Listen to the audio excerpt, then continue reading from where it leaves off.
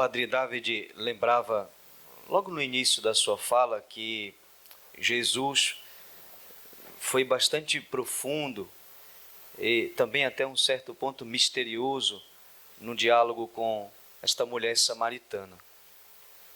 E porque ele é profundo, também desperta em nós elementos de profundidade, por assim dizer. E me chamou a atenção este primeiro aspecto do Evangelho, de modo que no versículo 29, nós lemos todo o Evangelho, embora o Padre David, por uma questão de tempo, não tenha conseguido ir até o final, como ele lembrava, mas no versículo 29 tem um trecho que corrobora este elemento que ele destacou no início, a profundidade de Jesus. E é uma fala da mulher samaritana, da própria mulher. Vinde ver um homem que me disse tudo o que eu fiz. Não seria ele o Cristo?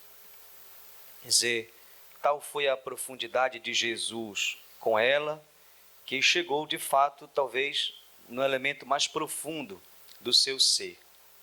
E aparece esta expressão dela, vinde ver um homem. Também a fala dela é misteriosa, parece, é profunda também. Quer dizer, aquela mulher que no início tinha conclusões rasas com relação a tudo que Jesus dizia, Jesus falava da água que sacia para a vida eterna, mas ela pensava naquela água do poço, sempre presa àquela água que tantas vezes ela tinha que ir lá para tomar, para matar a sua sede. Mas depois que teve este diálogo, este encontro com Jesus, também ela foi tomada de uma profundidade. Vinde ver um homem. Aparece de novo aqueles verbos, né? Vinde ver. E não um homem qualquer, um homem. Então, geralmente quando falam do nosso passado, das nossas misérias, nós não gostamos muito. Mas aqui ela não se importa, que é Jesus que tocou nela. Vim de ver um homem que me disse tudo o que eu fiz. Se alguém começasse aqui a dizer tudo o que eu fiz, eu não ia ficar contente, né? Não ia ficar satisfeito. Mas ela não se importou. Vim de ver um homem que disse tudo o que eu fiz. A mulher não se importa de ter sua verdade revelada pelo verdadeiro homem. Não se importa de ter a sua verdade revelada pelo Filho do homem.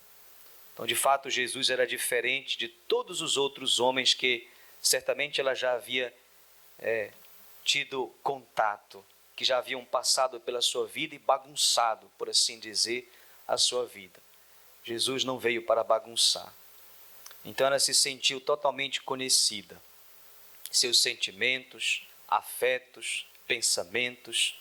Jesus esclareceu as realidades mais obscuras do seu interior e ajudou ela a se reconciliar com a sua própria história. De fato é isso que Jesus também fez comigo e acredito que pode fazer também com cada um de nós. Coloca ordem nos amores e devolve a capacidade de amar novamente. E ela conclui dizendo, se existe alguém assim, não seria ele o Cristo? Então, quem poderia fazer isso por mim, a não ser o Cristo? Só Jesus poderia suprir esta necessidade dela. Então ela se deu conta, né? Vim de ver um homem que me disse tudo o que eu fiz. E eu estou feliz porque ele me disse tudo o que eu fiz. Eu não me importo por ele ter dito tudo o que eu fiz, porque ele me amou. Me amou. Não seria ele o Cristo. Só o Cristo pode amar com esta liberdade. Perfeito, é assim mesmo que aconteceu.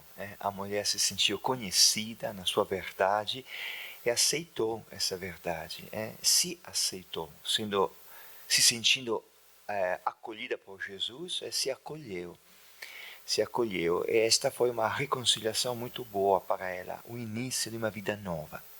Algo parecido nós vamos agora ver também no encontro que agora vamos abordar.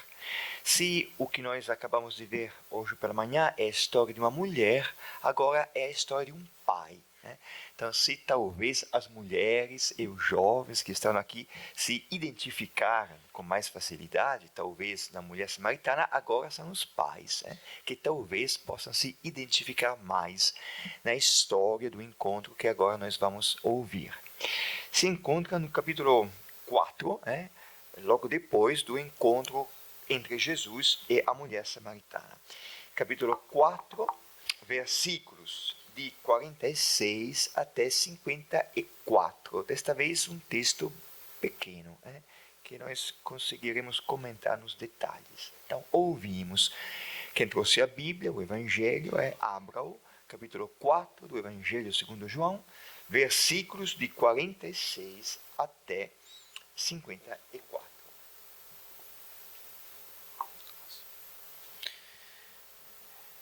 Ele voltou novamente a Caná da Galileia, onde transformara a água em vinho. Havia um funcionário real, cujo filho se achava doente em Cafarnaum. Ouvindo dizer que Jesus viera da Judeia para a Galileia, foi procurá-lo e pedia-lhe que descesse e curasse seu filho, que estava à morte. Disse-lhe Jesus: se não virdes sinais e prodígios, não crereis. O funcionário real lhe disse: Senhor, desce antes que meu filho morra. Disse-lhe Jesus: vai, teu filho vive. O homem creu na palavra que Jesus lhe havia dito e partiu. Ele já descia, quando os seus servos vieram-lhe ao encontro, dizendo que seu filho vivia. Perguntou, então, a que horas ele se sentira melhor. Eles lhe disseram: ontem, à hora 7ª, a febre o deixou. Então o pai reconheceu ser precisamente aquela hora em que Jesus lhe dissera: teu filho vive. E creu ele e todos os da sua casa. Foi esse o segundo sinal que Jesus fez ao voltar da Judeia para a Galileia.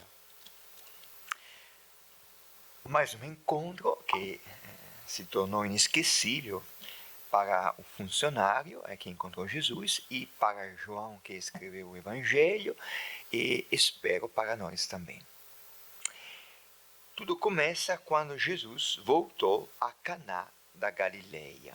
E o texto lembra que em Caná da Galileia Jesus tinha transformado a água em vinho.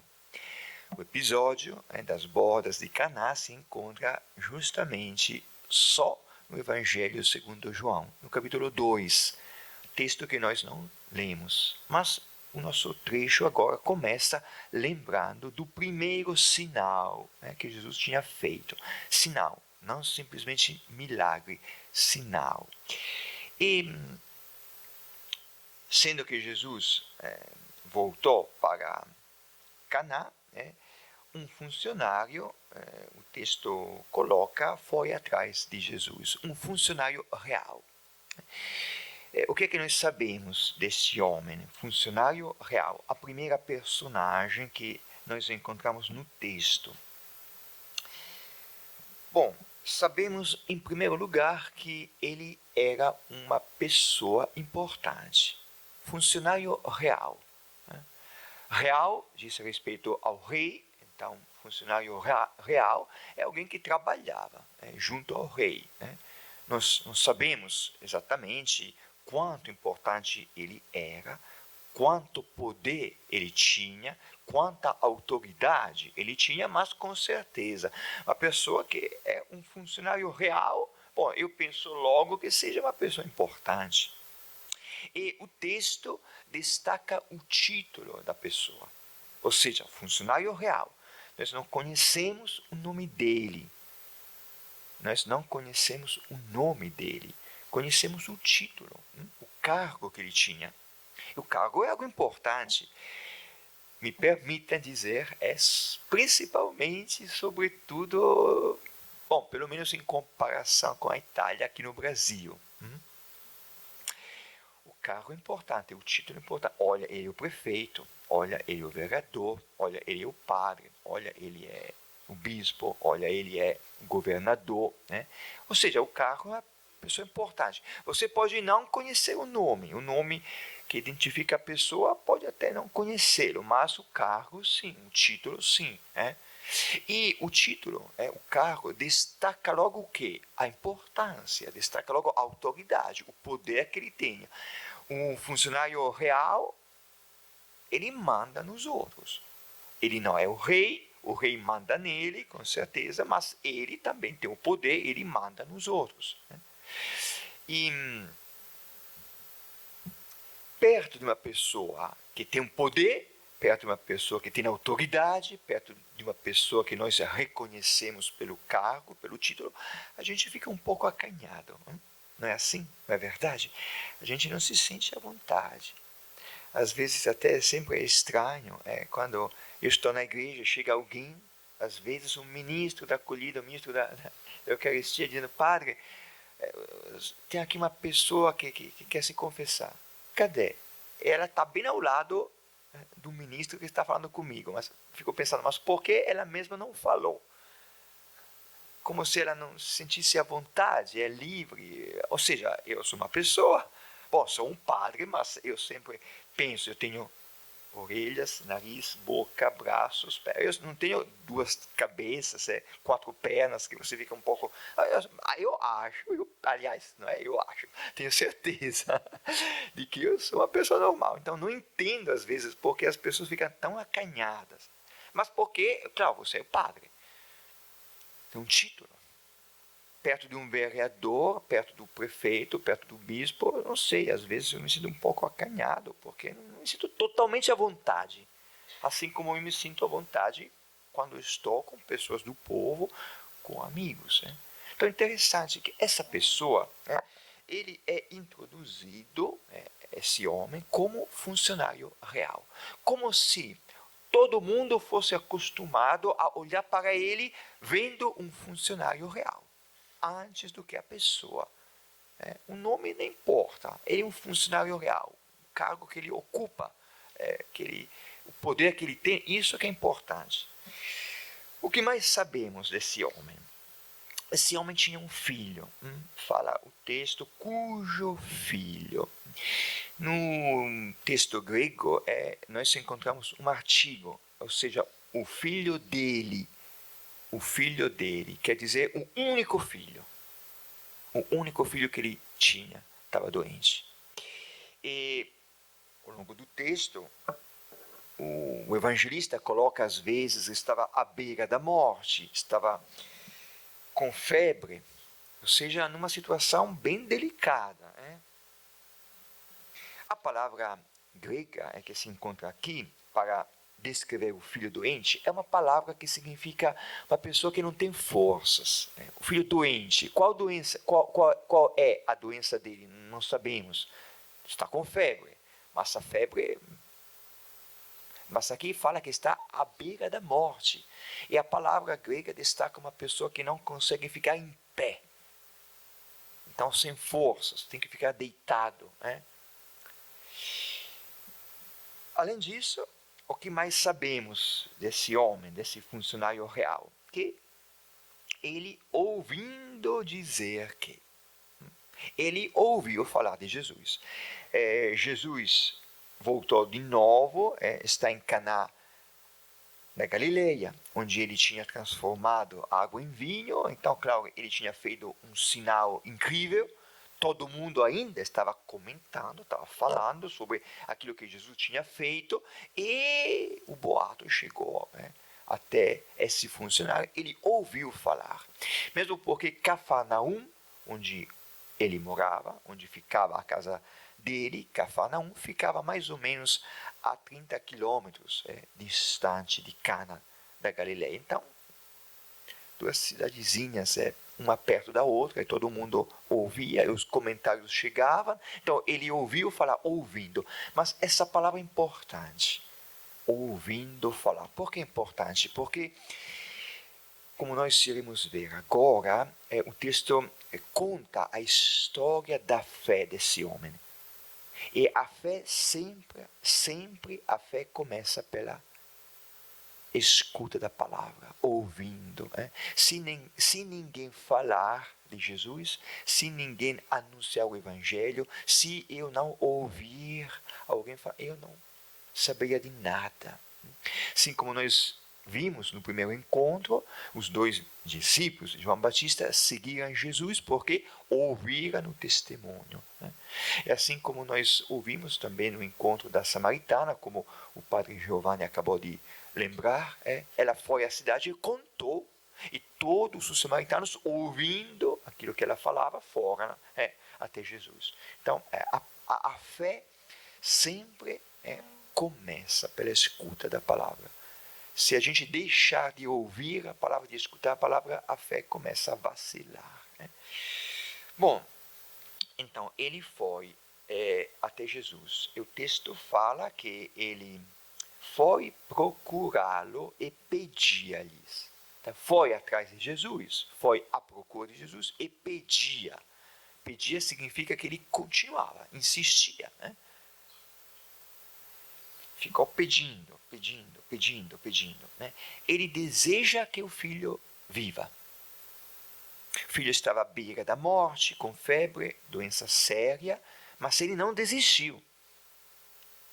Isso é importante. Às vezes a gente desiste logo, não tem como, é impossível. Ele parece acreditar que o que é impossível pode se tornar possível. Então foi atrás de Jesus. Só que, prestem atenção no que aconteceu. Ele disse, pedia-lhe que descesse e curasse seu filho que estava à morte. Ele quer que Jesus desça, ou seja, que Jesus vá até Cafarnaum. Jesus não vai. Ele não foi. Aliás, Jesus respondendo parece quase dar uma puxada de orelha ao funcionário. Parece quase repreender o funcionário. Jesus fala, se não virdes sinais e prodígios, não crereis. Ou seja, Jesus não viu fé no pedido do homem. Jesus não encontrou uma fé. Aquele homem foi até Jesus, pediu, a gente pode pensar que ele tivesse fé, estava pedindo, estava acreditando que Jesus pudesse fazer um sinal, um milagre. Mas Jesus disse, olha, não, eu não vejo fé. Sempre vocês estão pedindo um sinal, vocês não creem.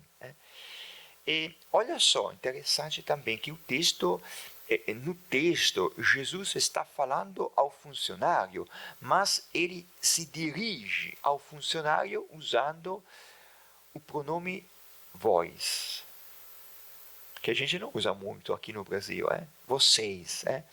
Ou seja, é como se Jesus não estivesse falando só ao funcionário, e sim a todos nós que estamos aqui, nós leitores que estamos ouvindo. Nós também, será que nós também procuramos Jesus só porque nós queremos alguma coisa? Mas a gente pode procurar Jesus porque está querendo alguma coisa mesmo sem tendo fé. Então Jesus percebeu que esse homem estava querendo alguma coisa, um milagre, que Jesus descesse e curasse. Mas Jesus não viu, não enxergou fé nesse pedido. Ou seja, Jesus viu que esse homem, funcionário real, estava procurando Jesus do mesmo jeito que a gente, às vezes, procura um político porque quer alguma coisa. Um funcionário real, ele sabe como é a vida. Você tem que procurar alguém que tem poder porque você pode conseguir alguma coisa. Às vezes, a gente se aproxima de Deus do mesmo jeito que as pessoas se aproximam de alguém que tem condições só para conseguir algumas coisas. É como quando um filho procura os pais porque quer alguma coisa. Tem um interesse aí. Mas não se importa de verdade com os pais. Assim como nós, quando nós procuramos um político, eu não me importo muito com ele, só quero que ele faça aquilo que eu estou precisando, porque estou precisando. Então Jesus percebeu que esse funcionário estava procurando porque queria alguma coisa, mas não tinha fé de verdade. É por isso que Jesus responde dessa forma, como que repreendendo esse homem. Desculpem, apesar disso, o funcionário insiste. Senhor, desce antes que meu filho morra. Essa palavra é importante, descer. Ele pediu para que Jesus descesse. E agora de novo, desce antes que meu filho morra. Jesus, porém, não fez aquilo que o funcionário pediu. Jesus não foi com ele. O que é que Jesus fez?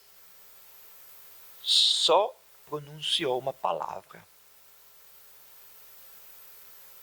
Jesus disse: vai, teu filho vive.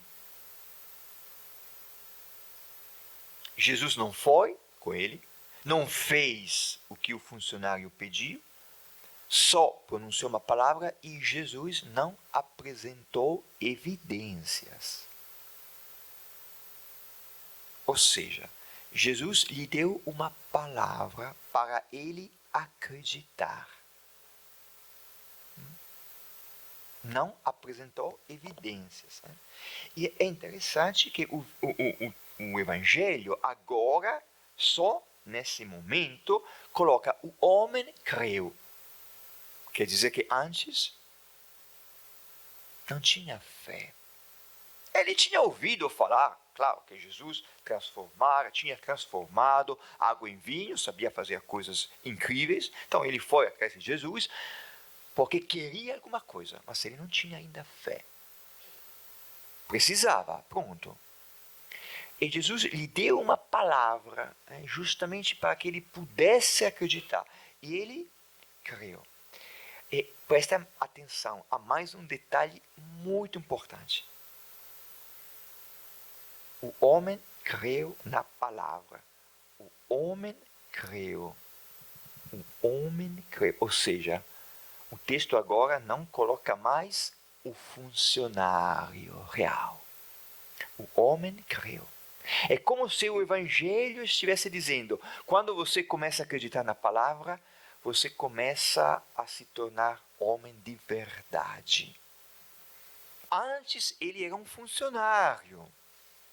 Importante, funcionário. Agora ele é homem. Porque quando nós começamos a acreditar na palavra e começamos a conhecer o Pai, eu começo a me conhecer como filho, eu começo a me aceitar como filho, eu não preciso mais me achar na frente dos outros, usar uma máscara para mostrar que eu presto, eu tenho valor, eu sou funcionário real, Quem é você? Quem é você? Funcionário real? É um vereador? É um político importante? Você é um padre? Você é um governador? Você é homem como todos, com todas as suas fraquezas, com todos os seus medos, com todos os seus desejos, com todas as suas fragilidades. Ele creu na palavra. E agora o texto fala que ele é homem. Começa uma mudança importante nesse homem. E é interessante se nós pensarmos em Jesus, Filho de Deus, mas o único título que Jesus quis para si, se lembram qual é? Filho do homem. Quando Jesus perguntou, e vós, quem dizeis que eu sou? Tu és o Cristo, o Filho de Deus? Os apóstolos respondendo. E Jesus, retomando a palavra, disse, o Filho do Homem deverá sofrer, o Filho do Homem. Pedro tinha falado, tu és o Cristo, o Filho de Deus. Está certo. Mas o Cristo, o Filho de Deus, se apresenta, está entre nós como Filho do Homem. Como homem. Quer dizer que ninguém tem que se sentir acanhado, com medo, retraído, perto de Jesus. Tem que sentir a vontade, Filho do Homem. Então, esse funcionário real agora é homem. Começou a acreditar na palavra, a se conhecer, a reconhecer que Deus é Pai, que Ele não é diferente dos outros, que não é preciso usar uma máscara para se esconder, para se achar. Homem, acreditou. E é interessante que, logo em seguida, o que acontece? Ele acreditou na palavra e ele já descia. Ele queria que Jesus descesse. Jesus não desceu, ele desceu. Mas ele desceu do pedestal onde ele estava, onde ele se achava. É acostumado a olhar para todo mundo de cima para baixo. Funcionário real. Agora ele desceu. Desceu no sentido de que ele foi para Cafarnaum. Mas do ponto de vista simbólico, espiritual, ele desceu no sentido de que ele reconhece que pode descer do pedestal, de cima, onde ele tinha se colocado, e viver como todos os homens. Não precisa se achar melhor do que os outros. Ele é homem. E todos nós, mas quando alguém vem se confessar, eu percebo uma pessoa que está um pouco, como posso dizer, qual é a palavra que vocês usam? Agitada, não sei, preocupada, ansiosa, não consegue falar bem. Sempre eu falo, olha, se lembre que o Padre não é melhor do que você, é homem como você. E as suas fraquezas são as minhas, as suas falhas são as minhas, seus defeitos são os meus, seus desejos são os meus, os seus medos são os meus. Homens. A gente pode se tornar melhor, com certeza, mas somos homens. E agora, enquanto ele está descendo, o que acontece é que os servos vieram-lhe ao encontro, dizendo que seu filho vivia. Jesus tinha falado, teu filho vive. Agora os servos falam, teu filho vivia. Depois, mais pela frente, ele se lembrou que justamente foi aquela hora, a hora em que Jesus tinha falado, teu filho vive. É como que um refrão. Teu filho vive, teu filho vive, teu filho vive. E mais um detalhe muito, muito lindo de destacar. Então, o Pai reconheceu ser precisamente aquela hora. Perceberam? O funcionário real, o homem creu, o Pai reconheceu. Agora esse homem se torna pai. Claro que antes era pai, sim, mas ele era mais preocupado em se mostrar como funcionário real. Agora ele é pai. Porque ser pai, ser mãe, claro, a mesma coisa, só que aqui o texto fala do pai. Ser pai não é só engravidar uma mulher. Ser pai é cuidar de verdade de um filho, da mulher. Então é interessante que o texto destaca, agora chama esse homem de pai. O texto não começa dizendo, Jesus foi a Cana e um pai foi atrás dele. Não, um funcionário real. Depois o texto fala, o homem creu. E agora o pai, está acontecendo uma mudança nesse homem. E mais uma vez, o texto fala que ele acreditou. ele creu. Ele e toda a sua casa. Por que toda a sua casa? Porque a mudança que aconteceu nele, agora uma mudança que está acontecendo na casa dele também. Porque imagine uma casa onde há um funcionário real, uma pessoa que ele é acostumado a mandar em todo mundo, né?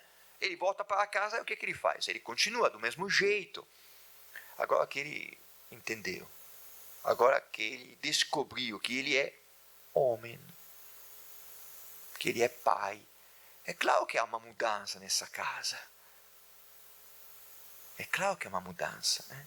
É a casa, o lugar das nossas relações mudam. As relações mudam. Pensem como é que você se sente perto de uma pessoa que tem autoridade. Você fica um pouco acanhado, não está com vontade. Eu me lembro quando, as primeiras vezes, quando eu era muito jovem, até seminarista e padre, quando acontecia que eu estava sentado à mesa, e a mesa tinha um bispo, por exemplo, ninguém falava.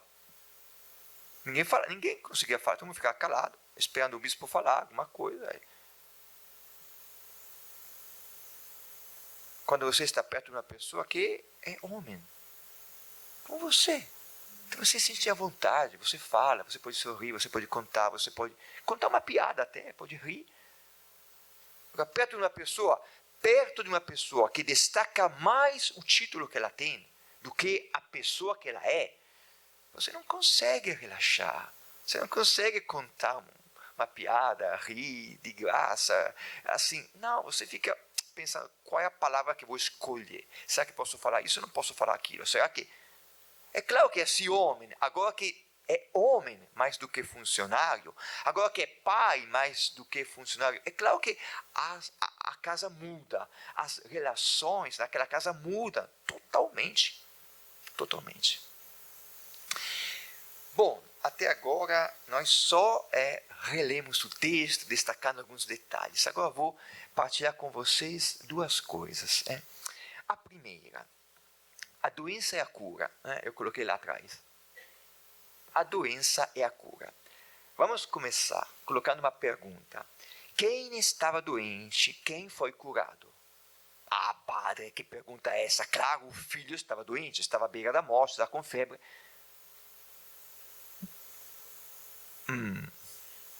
Tem certeza? Porque o texto não fala da doença do filho. Não fala muito da cura do filho também. O texto fala do pai. Fala do funcionário, fala do homem. Mais do que a mudança do filho, estava doente, agora está curado, o texto fala da mudança que houve no homem. Ou seja, eu interpreto o texto dizendo que aqui há duas pessoas doentes e duas pessoas curadas. Primeira é fácil, o filho estava doente, o filho está curado. Mas tem mais uma pessoa doente, o pai. E quando ele começou a crer, a acreditar, ele foi curado também. A doença do pai é a incredulidade. E Jesus destacou que ele estava procurando Jesus não porque tinha fé, mas só porque queria alguma coisa. Não tinha fé. A fé é outra coisa. A fé não é uma relação interesseira. Eu rezo, peço a Deus porque eu preciso. Tudo bem. Mas eu nem ligo para Deus. Isso não é fé. É troca de interesse. É procura de interesse. Então, o pai estava doente. Estava doente porque não tinha fé. A sua incredulidade é a doença. É uma doença que levava esse homem a se achar funcionário real. Mas o texto destaca um aspecto mais importante ainda. Ou seja, que existe uma relação entre a doença do pai e a doença do filho. Quando o pai foi curado, no sentido de que quando o pai começou a acreditar, o filho começou a viver. Quando o pai acreditou na palavra, o filho começou a viver. Então pensemos, será que existe uma relação entre a doença do pai, a incredulidade dos pais e o mal-estar dos filhos? Repito, será que existe uma relação entre a incredulidade dos pais, que é a doença, é uma doença, e o mal-estar dos filhos? Será que os filhos quero dizer os jovens, será que os filhos passam mal por causa que os pais não têm fé? Sustentar uma ideia dessa parece demais, parece uma loucura, mas existem doenças espirituais. Quais são as doenças espirituais que adoecem os filhos? Vamos pensar um pouco. Por exemplo, um pai que não está nem aí para com os seus filhos, que não liga para eles, os filhos adoecem, eu tenho certeza. Mas não adoecem porque estão com febre, adoecem porque começam a sentir tristeza, falta de vontade de viver. Os filhos adoecem. Os pais que sempre criticam os filhos, que só enxergam defeitos, os padres que se acham Deus na terra, e que são acostumados a mandar nos outros, que não sabem dar carinho, não sabem escutar, não sabem conversar. Os filhos adoecem, com certeza. E chega uma hora que os filhos podem pensar o quê? Assim que puder eu vou embora, não aguento mais. Está vendo como existe uma doença, incredulidade do pai? Por que incredulidade? Porque o pai se acha que nem Deus em terra, é funcionário real. Meu Deus. E os filhos ficam retraídos, não conseguem viver livres, não conseguem se expressar. E às vezes, quando os pais não ligam para os filhos adoecem, claro. Sem vontade de viver, ficam tristes, não falam. Então, percebem como o texto é disso que fala. Quando o pai começa a acreditar, há uma mudança, e o pai começa a reconhecer que ele é homem, e começa a se sentir pai, mas não porque ele é funcionário real, mas porque começa a se importar de verdade, o filho começa a viver. Então, a indiferença é uma doença dos pais que afeta os filhos. Os filhos adoecem. Assim como, mais um exemplo, mais uma forma, a prepotência. Quando uma pessoa é acostumada a mandar nos outros, no trabalho, por exemplo, acaba, às vezes, mandando dentro da sua casa também. Manda nos filhos, manda na mulher, e os filhos adoecem. Porque perto de uma pessoa violenta, um filho não vive bem.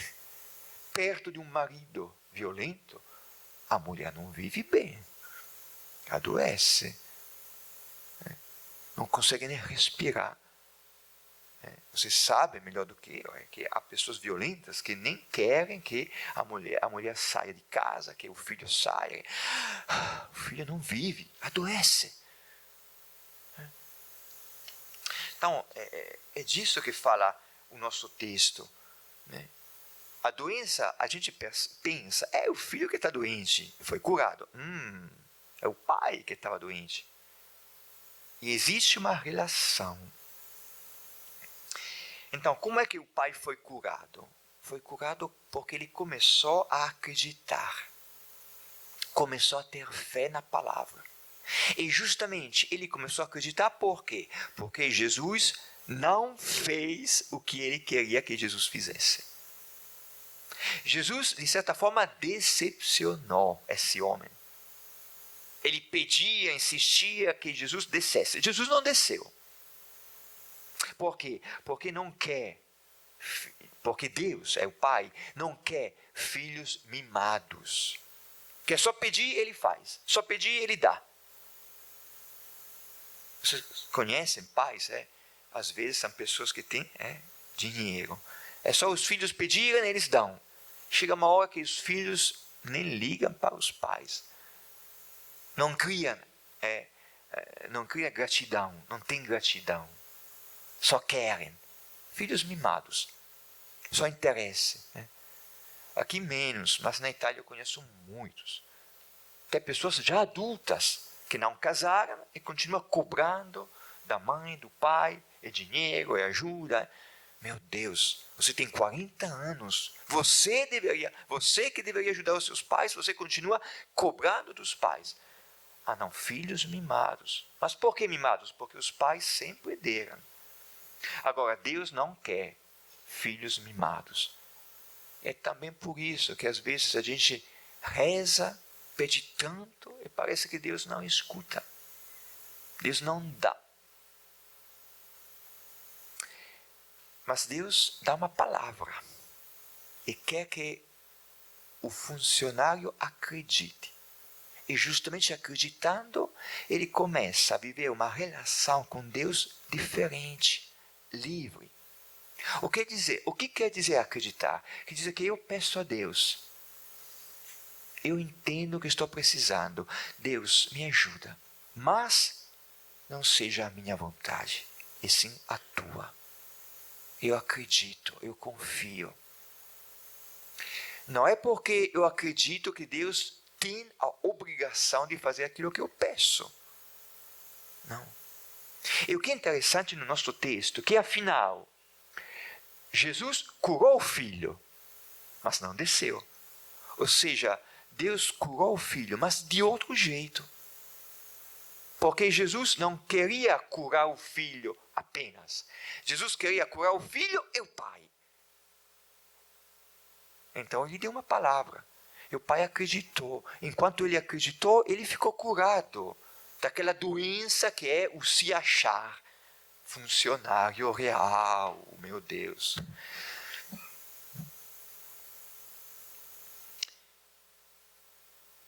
Então, Jesus ofereceu a esse homem a possibilidade de viver uma relação com Deus diferente, livre, não interesseira, não uma troca de interesse. É assim que nós podemos descobrir que Deus é Pai. Porque quando as relações são relações interesseiras,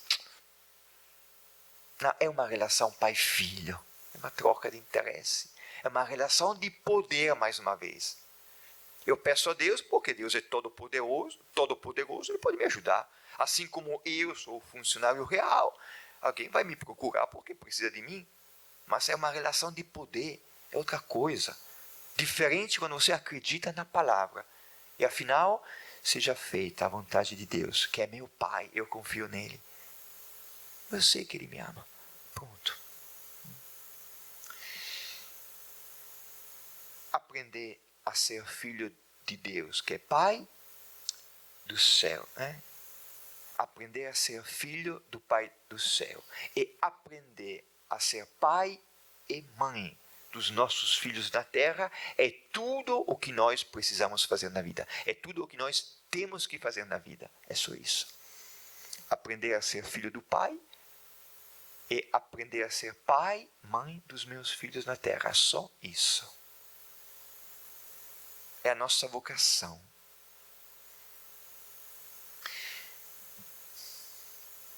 Se nós vivermos como filhos, nós viveremos. Caso contrário, nós nos tornaremos doentes. E os outros ao nosso lado também. Porque a vida não coincide com a saúde do corpo. Viver não é ter saúde. Simplesmente, assim como a morte não é simplesmente a morte do corpo. A vida é vida quando nós temos relações saudáveis. Quando nós vivemos relações doentias, a vida adoece. Nós adoecemos, né?